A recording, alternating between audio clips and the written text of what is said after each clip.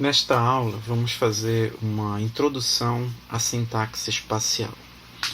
Esse material ele é importante de ser acompanhado pela leitura e pelo vídeo que o professor Frederico Holanda apresentou e que estão no material do Google Classroom. Vamos partir então da pergunta básica: o que é sintaxe espacial? A base conceitual da sintaxe espacial parte das dificuldades fundamentais encontradas nas teorias disponíveis sobre as relações entre a sociedade e a forma do espaço. É uma abordagem ligada aos aspectos morfológicos, como nós já vimos antes. Está dentro do campo de conhecimento da arquitetura e do desenho urbano, mas também guarda grandes relações com a tentativa de sistematizar uma série de métodos capazes de descrever e de buscar análises sobre as relações entre a sociedade ou entre a organização da sociedade e a apropriação do espaço pela sociedade, que vai diferenciar de uma cultura para outra, e os atributos deste espaço e as características desse espaço.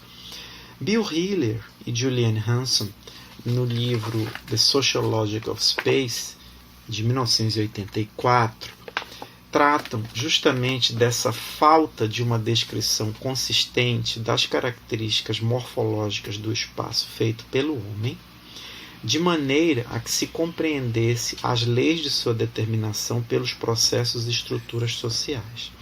Esse espaço feito pelo homem aspeado deve-se ao entendimento de todos os processos que, inclusive, nós já estudamos em outros momentos, relacionados à produção destas características morfológicas. E também o entendimento do que seriam as leis responsáveis ou que fossem capazes, de mostrar como que processos e estruturas sociais se apropriam dessas fundamentais características morfológicas do espaço. Falta também da descrição das características morfológicas da sociedade que pudessem requerer um tipo ou outro de materialização espacial diferente. O que quer dizer isso? Primeiro, o reconhecimento de que haverá tipos de materialização espacial, mas que guardam características morfológicas universais. O que vai alterar é justamente de que maneira estas sociedades irão se apropriar destas características morfológicas. Então, por que o uso do termo sintaxe espacial? Vem da linguagem, da caracterização de leis, de determinações de uma gramática que possa esclarecer para nós quais são essas características desta materialização. E espacial porque diz respeito ao espaço urbano. A sintaxe espacial, então, pode ser caracterizada como um conjunto de métodos para descrever o espaço em função de relações entre a forma urbana e relações sociais, utilizando técnicas de representação menos em termos de uma ordem geométrica e mais ou em termos de uma ordem topológica. Esse conjunto de métodos não é exatamente uma teoria. A teoria que está por detrás seria a teoria da formação espacial e da formação social. E como é que as leis de localização dos espaços dentro de uma dada ordem social podem ser descritos, podem ser caracterizados e também quantificados num processo qualitativo capaz de esclarecer esses processos todos. Parte do entendimento de que há um sistema relacional que estrutura padrões físico-espaciais e expectativas sociais de diversos tipos, mais do que relações puramente espaciais. Então, ela articula a base espacial, mas ela lida com padrões físico-espaciais que vão ser caracterizados morfologicamente e expectativas sociais. Essas expectativas vão ser justamente aquilo que é possível a ser alcançado pelas características morfológicas dos espaços. Então, a sintaxe lida com relações entre relações. Primeiro, atributos espaciais e atributos sociais são definidos e permitem relações entre espaço e sociedade, entendida como um sistema de possibilidades a partir da capacidade do espaço em gerar, possibilitar ou facilitar a presença de pessoas, que é a base para o contato, comunicação, organização e troca para que isso se realize. Ou seja, quando nós falamos aqui de expectativas sociais, dizem respeito ao que é que a sociedade obtém ou demanda dos espaços, ou tem expectativas dos espaços no que se refere à possibilidade do encontro, da troca, da comunicação, do contato. Isso tudo entendido como uma manifestação puramente espacial de uma determinada sociedade. Quais são, então, os atributos da caracterização que nós estamos trabalhando? É a proximidade, a circunscrição, a continuidade ou descontinuidade, a contiguidade, a separação, a integração e a segregação. Em discussões que possam ser associadas às bases morfológicas e às expectativas sociais, a partir dos atributos morfológicos, das características de cada espaço. Parte-se então para uma série de artifícios, né, que foram desenvolvidos pelos dois autores em termos da representação dos espaços. Aqui nós temos um desenho de uma cidade localizada na França, em que nesta planta está representada a continuidade do espaço público ou do espaço que permeia as edificações representadas em cor clara, em branco, né? Partindo do princípio de que o espaço público ele é um contínuo, não há uma quebra, ou melhor, as edificações são barreiras para o espaço físico público, para essa fluição que é possível.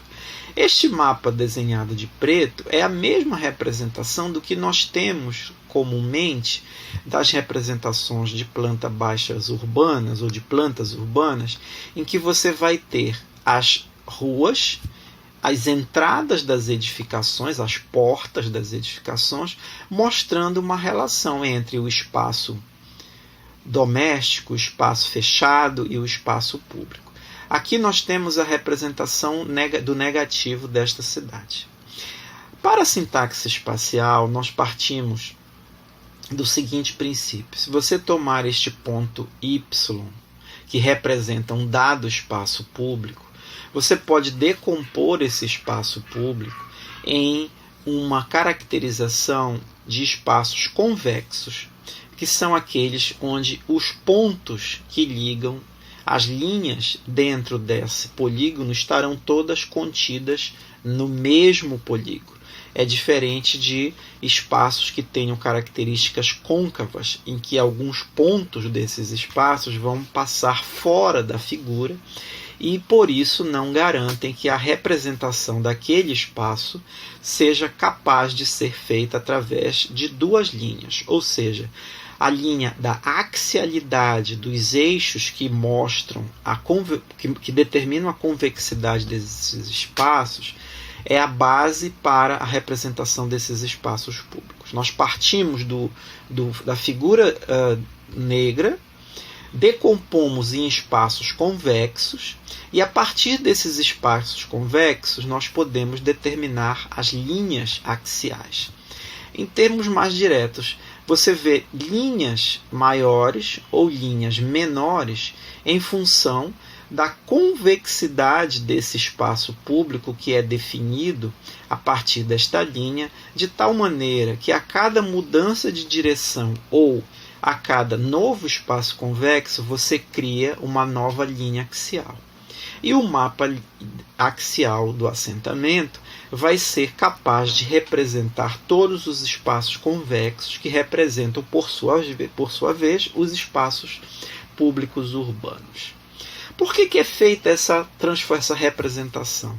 Porque parte-se do princípio de que o uso do espaço público pelos pedestres, pelos usuários, vai ser determinado a partir de mudanças de direção que são realizadas dentro dos espaços ou nas várias porções desse espaço público, a partir de uma série de barreiras estabelecidas pelas edificações. E a cada mudança de direção surge um nó. Esse nó, que articula duas linhas axiais, é capaz de trazer como característica um elemento importante daqueles atributos que eu falei anteriormente, de contiguidade, de encontro, de segregação, enfim. Você pode se esquivar ou você pode penetrar em outro espaço convexo, mesmo que tenha que mudar de direção, e isso cria, justamente a capacidade da cidade de ser entendida enquanto caracterização topológica, ou seja, caracterização dos espaços. É muito diferente de uma representação geométrica. Nós não estamos medindo a distância entre um ponto e outro. Nós estamos criando um artifício para representar a conexão entre esses espaços.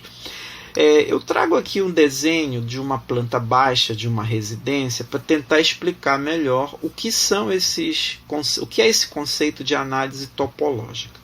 Quando nós vemos essa planta baixa, você percebe que ali na seta vermelha é onde está localizada a porta principal de acesso para a residência, representada inicialmente por um espaço que está denominado jantar. Esse jantar ele está ligado a 3 outros espaços, que seria o Star TV, localizado nessa continuidade, mas que existe, digamos, uma transição de lá para cá, uma varanda e aqui a cozinha. Ou seja, topologicamente, você tem uma conexão da sala de jantar à varanda, à cozinha e ao Star TV. Esta relação de lugares ou de topos é identificada a partir da possibilidade de você penetrar em um outro ambiente a partir deste daqui. Nós estamos tomando como ponto de partida a entrada na casa, que talvez seria a mais comum. Você percebe também que nós não estamos medindo a distância, nós estamos considerando a relação dos espaços. Então, partindo dessa porta aqui, a sala de estar, ela está num nível de profundidade ou de relações com o jantar de maneira igual. Basta eu partir do jantar e entrar na sala, no Star TV, abrir uma porta da varanda ou uma porta da cozinha. A partir desse entendimento, eu posso dizer que, topologicamente, o Star TV, a varanda e a cozinha estão conectadas a um passo do que é o jantar. Mas se nós adentrarmos na edificação, nós vamos ver que lá ao fundo tem um banheiro. Se nós considerarmos esse espaço como um espaço convexo, assim como eu falei anteriormente, ou seja, a circulação, eu posso dizer que eu penetro numa circulação para chegar no banho. Mas eu também penetro no quarto. Tem 2 quartos nessa edificação.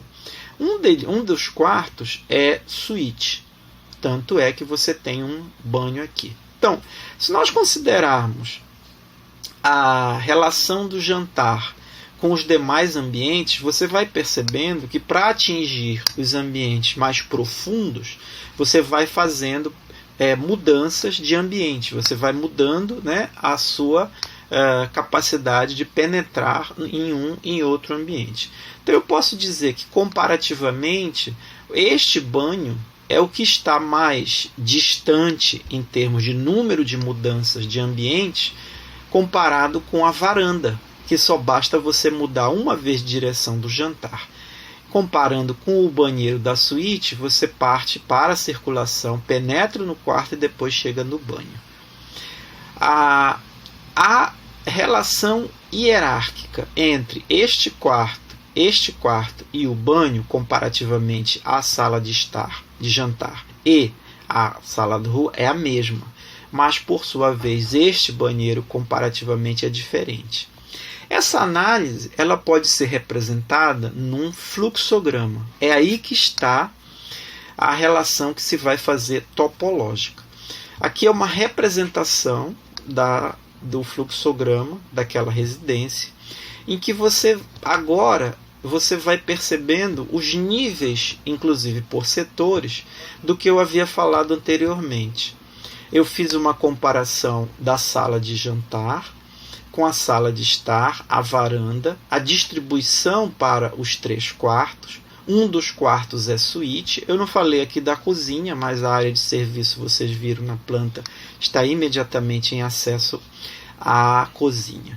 Então, partindo da entrada, representada pela seta, eu vou ter ambientes que topologicamente estão mais rasos e outros que estão mais profundos. Por que eu estou fazendo por que eu estou trazendo, então, essa planta baixa e esse fluxograma de uma residência? Porque aquelas ideias que eu falei anteriormente para a cidade também são aplicadas no caso, né, de uma residência. Só que vai ter uma diferença fundamental. O meu fluxograma, ou as minhas linhas axiais que vão representar esses espaços, eles vão partir de várias possibilidades de representação, porque numa cidade não existe uma porta da rua. Na cidade existem múltiplas possibilidades. Então, o que é que a sintaxe espacial vai fazer? Ela vai comparar, a partir de cada espaço, quais seriam aqueles espaços que estão localizados de forma mais rasa ou mais profunda.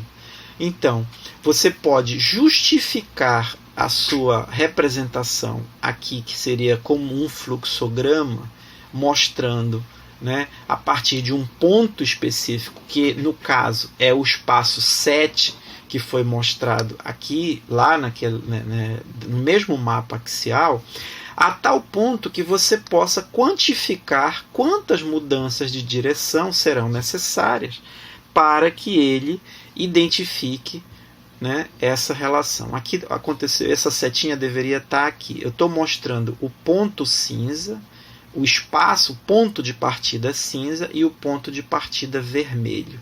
É diferente porque você toma como princípio de início uma relação que é diferente. Então, o que é que a sintaxe espacial está preocupada? É justamente entender a simetria ou assimetria que vai ter entre esses espaços no que se refere à profundidade. Você vai medir o quão profundo ou quão raso esses espaços estão, considerando as mudanças de direção a partir da linha axial que representa os espaços convexos. Então aqui, o que é que eu tenho?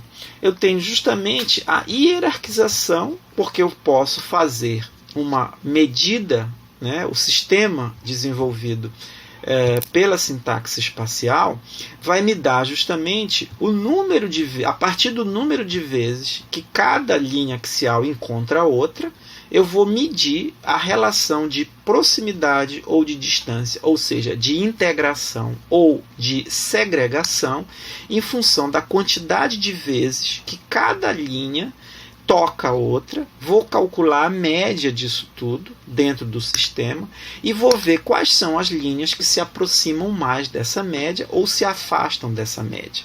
E eu posso fazer o cálculo a partir de todas as linhas do sistema, né? Então, o que é que eu vou ver aqui?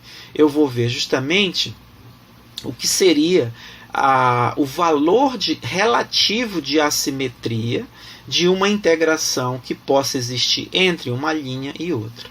Você vai ter linhas que estão mais rasas e linhas que estão mais profundas. Por que esses números vão variar?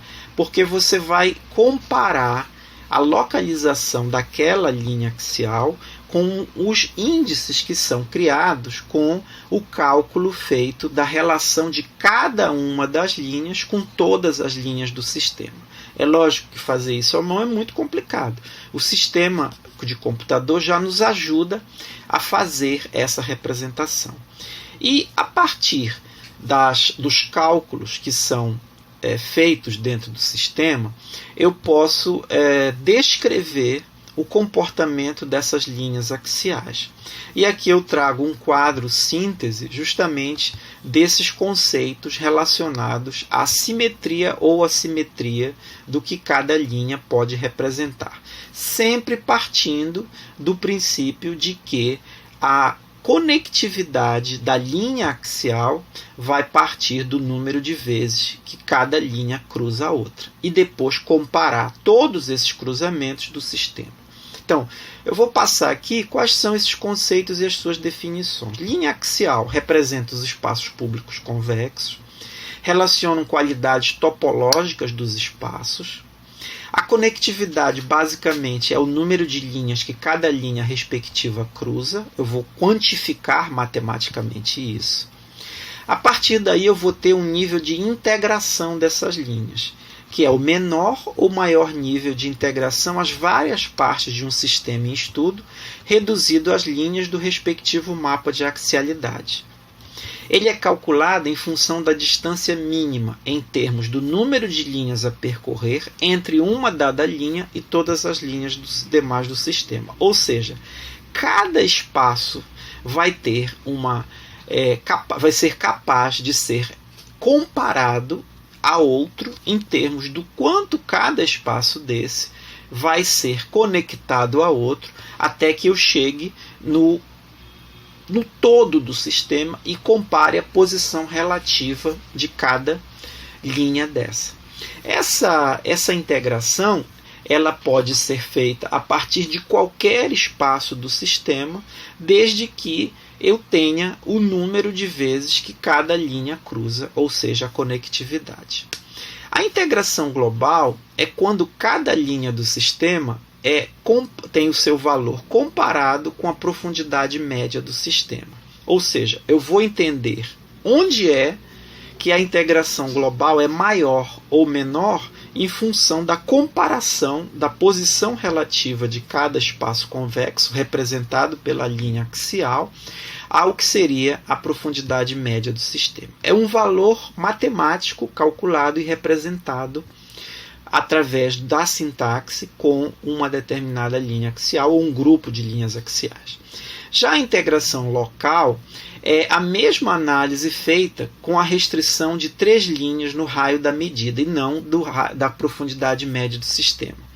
Em vez de ser comparada com todas as linhas do sistema, foram contadas apenas a integração após 3 mudanças de direção, que seriam suficientes para um deslocamento a pé. O que quer dizer isso?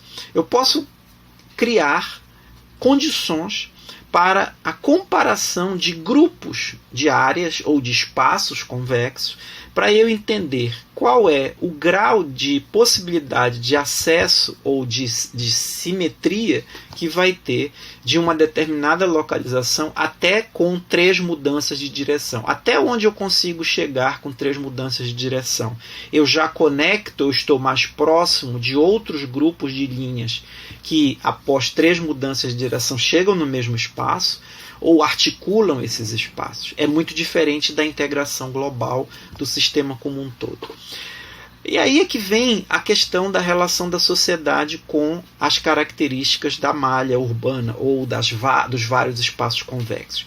A integração local mostra para mim a expectativa mais da mudança de direção ao nível do pedestre, daquele bairro que eu tenho, daquele abairreamento que eu tenho. Já a integração global é uma espécie de consciência que eu tenho daquela localização com o sistema como um todo. O sistema como um todo ele vai mostrar para mim onde é que estão localizadas as áreas ou os grupos de espaços convexos mais próximos da profundidade média do sistema, a tal ponto que eu vou encontrar o que eu chamo de núcleo integrador desse sistema, capaz de mostrar um núcleo que não é exatamente o que nós chamamos de núcleo funcional pela localização dos usos do solo, mas pelas características morfológicas que ele tem. Posso ainda fazer correlações simples, correlação estatística entre os valores de integração global e local de cada linha, ou seja, da medida de integração de todas as linhas axiais, medidas pela integração global por um lado, e os números de linhas que cada linha respectiva cruza por outro espaço com a conectividade ou integração local. A inteligibilidade é uma correlação matemática. A partir de duas grandezas você consegue entender qual é a condição de crescimento ou de diminuição de valores que essas linhas terão dentro de um gráfico de duas dimensões que possa ser descrito por uma função linear. Vamos tentar entender melhor isso. Os espaços com integração superior à média são representados da mesma cidade aqui com uma linha mais espessa, e os espaços com integração inferior à integração média, que são esses aqui tracejados. Ou seja, essas linhas com uma representação mais espessa é o que representa o meu núcleo integrador morfológico do sistema, ou seja, são aqueles espaços que estão articulados ao exterior acima da média, né, de integração, e vão ser, digamos assim, os espaços responsáveis por conectar, por trazer quem está fora do sistema para dentro dele.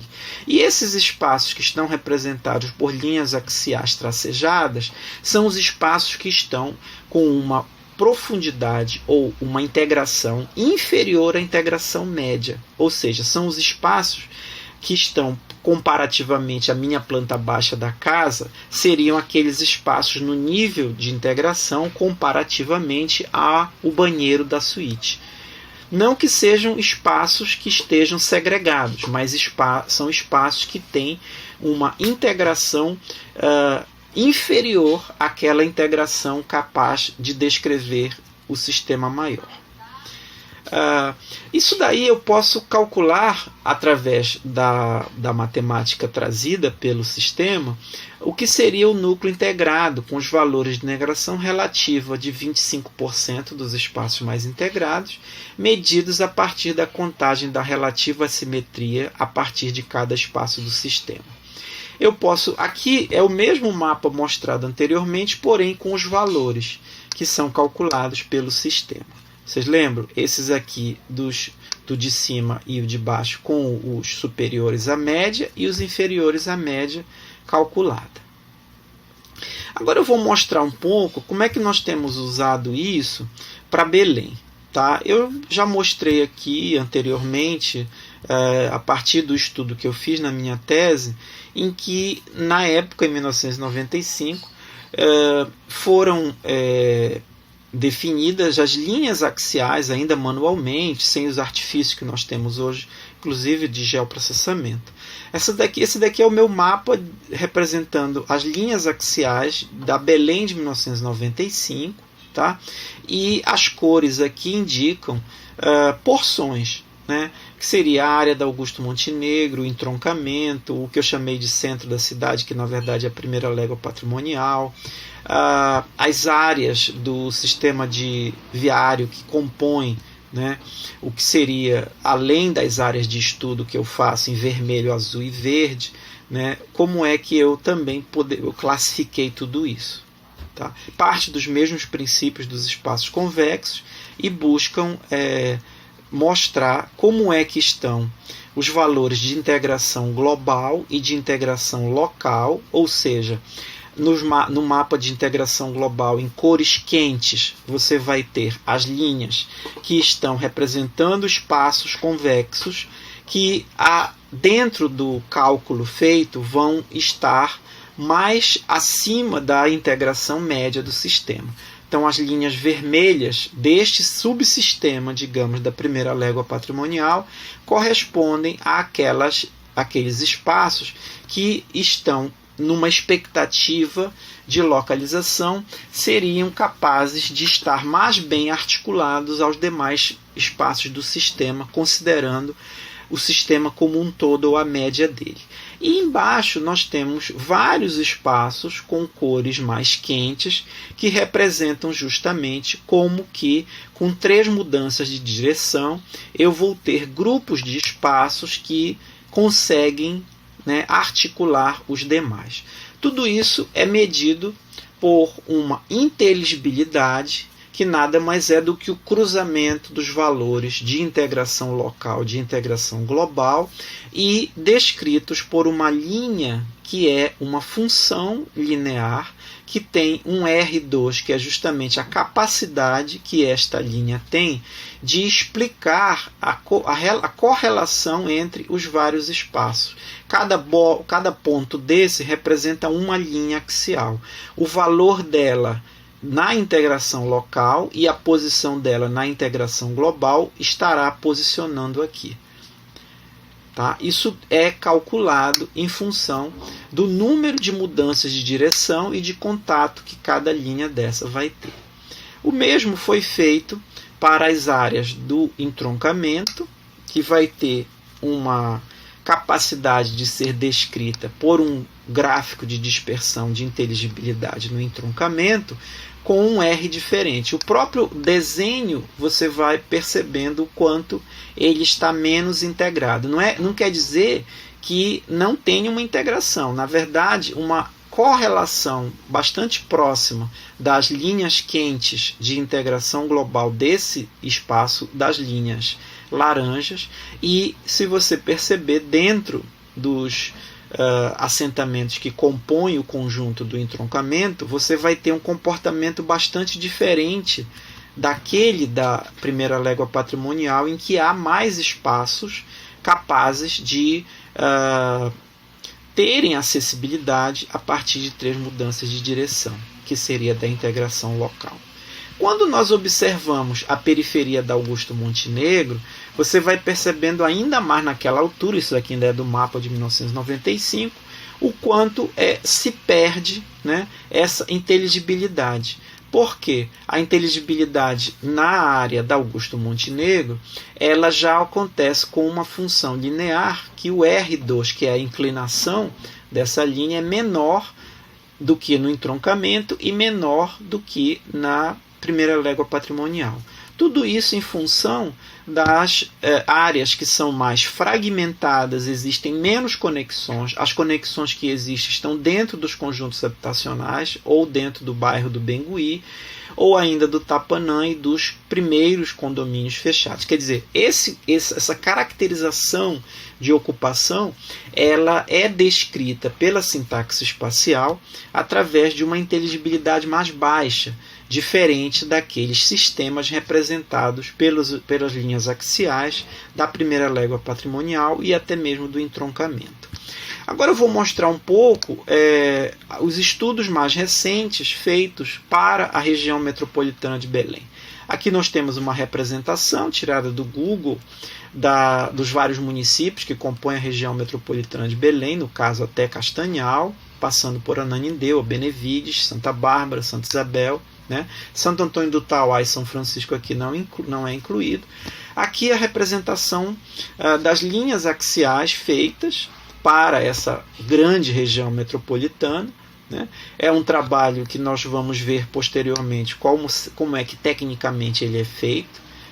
Aqui nós temos a integração global de toda a região metropolitana. Você vai vendo que o núcleo de Castanhal ele não está perfeitamente integrado nas linhas mais quentes do que seria o núcleo integrador da região metropolitana de Belém, na medida em que você percebe que, além da primeira légua patrimonial, nós já temos um núcleo integrador que se deslocou para fora. Por quê? Os espaços que estão aí, eles são mais acessíveis, ou têm uma expectativa de acessibilidade do global pela proximidade da média de acessibilidade que tem no sistema todo. As áreas mais frias, você vai vendo, ela perde essa capacidade. Não quer dizer que seja apenas porque estão na periferia, mas sim porque elas não têm uma posição relativa quantificada da mesma maneira que essas em relação a onde está a média do sistema. Então você vai vendo que praticamente Castanhal, Santa Isabel aqui vão criando outros sistemas que podem ser melhor descritos pela integração local. Aqui, a integração local, como eu falei, você vai tendo a criação de áreas. Isso aqui não é a global, é a local. Primeiro, dentro do estudo de 2013 que foi feito da região metropolitana, que 2020 sem Castanhal e Santa Isabel, né? Aqui é o mesmo estudo mostrando como é que este núcleo integrador vai se deslocando, vai se reorganizando, e aqui extraindo só o núcleo integrador, que eram aquelas linhas mais espessas e aqui representadas em vermelho. O que quer dizer isso?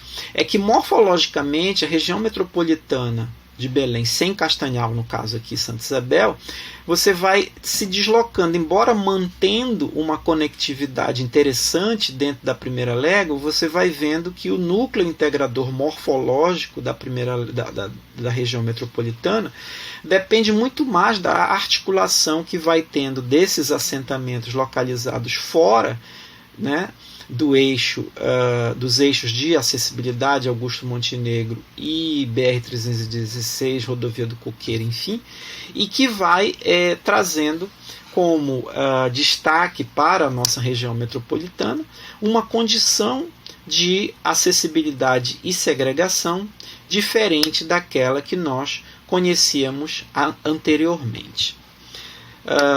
Nós vamos, por hora, terminar aqui, e depois nós daremos continuidade neste assunto da sintaxe.